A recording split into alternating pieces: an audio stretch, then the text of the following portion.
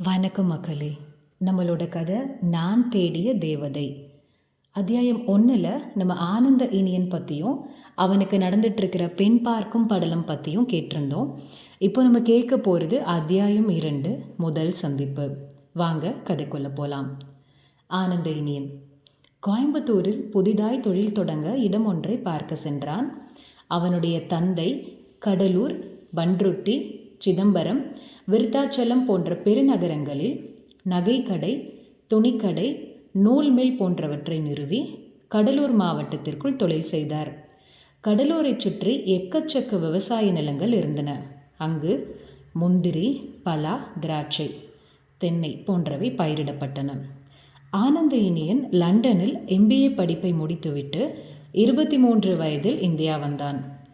குடும்ப பொறுப்புகள் அனைத்தையும் தனி ஒருவனாய் கையில் எடுத்தான். நேரம் காலம் பாராமல் உழைத்தான். இப்போது வயது 30 ஆரம்பம். இந்த 7 வருடங்களில் அபார வளர்ச்சியை கண்டான். 2 வீலர் ஷோரூம், 4 வீலர் ஷோரூம், பெரிய பெரிய மெகா மால் என தொழில் விரிந்து பறந்தது.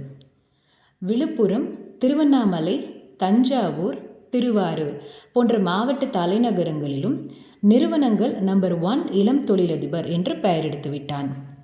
ஆனந்த இனியன் நல்ல சிவந்த நிறம், ஆண்மை ததும்பும் அழகன், பேரம்சத்துடன் நெடுநெடு உயரத்தில் பறந்து விரிந்த தோலுமாய் இருப்பான். அவனை கடக்கும் எந்த பெண்ணுக்கும் அவன் மேல் ஆசைப்படாமல் கடந்து போக மாட்டார்கள். அழகோடு பணமும் சொத்தும் தொழில்களும் இருந்தால் அவனிடம் பழக முற்பட பெண்கள் ஏராளம். ஆனால் அவன் எந்த பெண்ணிடமும் மயங்கியதில்லை. அவன் காணும் பெண்களில் ஒருத்தி கூட அவன் மனதை வென்றதில்லை. அவனுள் தன் வருங்கால மனைவியை பற்றிய கற்பனை உண்டு.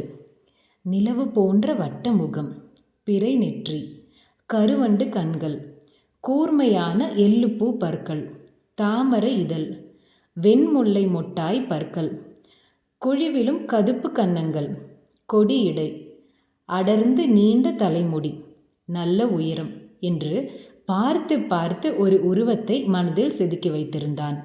அந்த உருவம் அவன் முன் நிஜத்தில் வந்தால்தான் அவன் மனம் நெகிழும், மயங்கும்.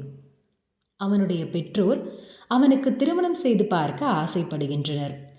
தனது கற்பனையால் தான் திருமணம் தள்ளி போகின்றது என்று சில நேரம் தன்மேலேயே ஆனந்த இனியனுக்கு கோபம் வரும்.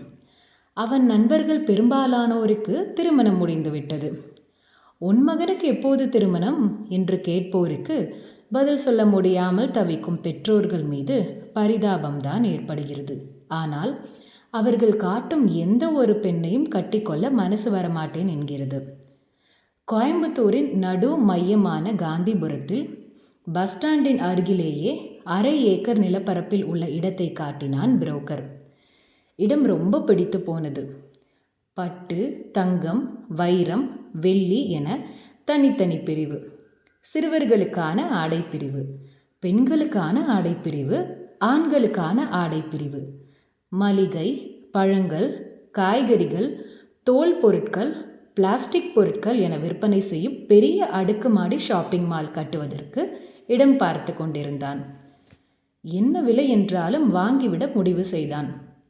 இடம் பிடிச்சிருக்கா சார் என புரோக்கர் கேட்டான்.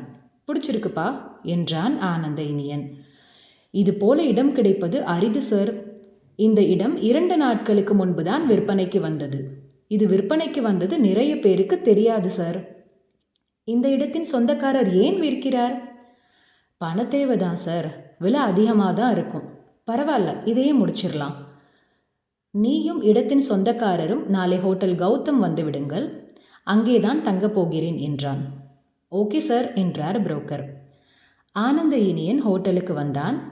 மதிய உணவு உண்டான். அரை சாவியை வாங்கி கொண்டு போய் உடை மாற்றி படுக்கையில் விழுந்தான். ஒரு குட்டி தூக்கம் போட்டான். பின் மாலை எழுந்தான். குளித்து ஃப்ரெஷ்ஷாகி வெளியே கிளம்பினான். தந்தைக்கு ஃபோன் செய்து கொண்டே நடந்தான். நல்ல இடம்பா, ஷாப்பிங் மால் கட்ட சரியான இடம், எனக்கு பிடிச்சிருக்கு என ஆனந்த இனியன் கூறவும், கூடுதலான விலை என்றாலும் முடித்து விடு இனியா, உன் தேர்வு சரியாக தான் இருக்கும். மழை இன்னும் 4 நாளில் வலுக்கும் என்று வானிலை செய்தியை டிவியில் சொல்கிறார்கள். அதனால் பத்திரப்பதிவையும் முடித்துவிட்டு வா இனியா. நீங்க எல்லாம்லாப்பா, நான் எதற்கு வீணாக அலைய வேண்டும்? முன்னை போல என்னால் அலைய முடியவில்லை இனியா. சரிப்பா, நான் பார்த்து கொள்கிறேன் என்றவன் பின் தன் தாயிடம் பேசிவிட்டு ஃபோனை வைத்தான். பின்னர் வெளியே கிளம்பினான். பக்கத்தில் பெரிய மைதானத்தில் புத்தக கண்காட்சி நடந்தது. அதனை கண்டவனுள் ஆர்வம் மேலிட அதற்குள் நுழைந்தான். புத்தகங்களை நோட்டம் விட்டு கொண்டே நடந்தான். எதிரில் வந்த அந்த பெண்ணை அவன் கவனிக்கவில்லை. அப்பெண் உணர்ந்து நகர்வதற்குள் பலமாய் ஆனந்த இனியன் அவள் மேல் மோதிக்கொண்டான். பலமான மோதல். மோதிய வேகத்தில் பேலன்ஸ் தவறி அந்த பெண் கீழே விழப்போனாள். அவள் கீழே விழாமல் விரைந்து சட்டென்று ஆனந்த இனியன் அவளை தாங்கி பிடித்தான். அவனுடைய ஒரு கை அவளுடைய கொடி இடையிலும் இன்னொரு கை முதுகிலும் இருந்தது.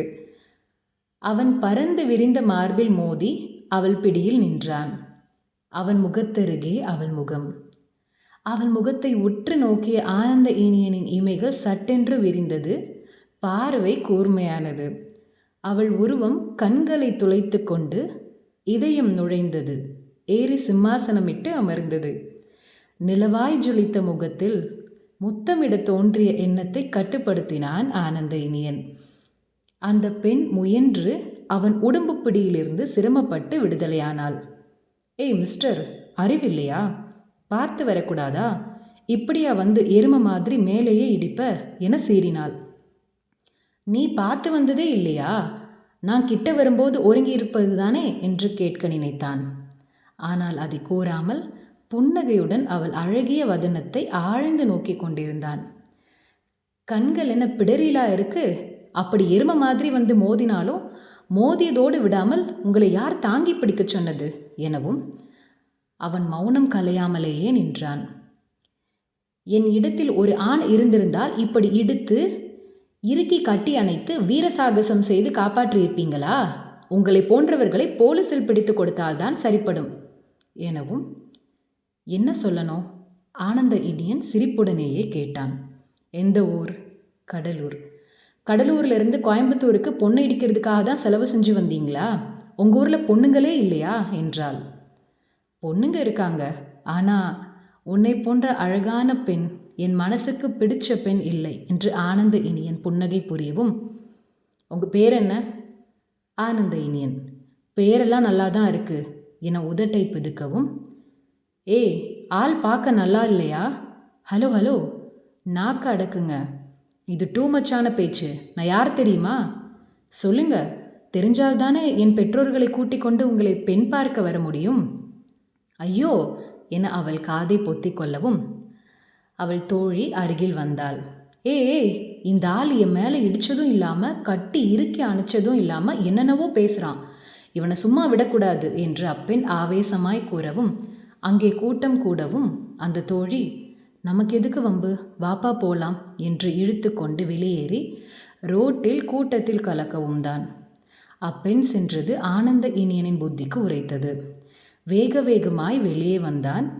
தேடிய விழிகளுக்கு அவள் கிடைக்காமல் போகவும் அப்படியே மனம் கலங்கி நின்றான்.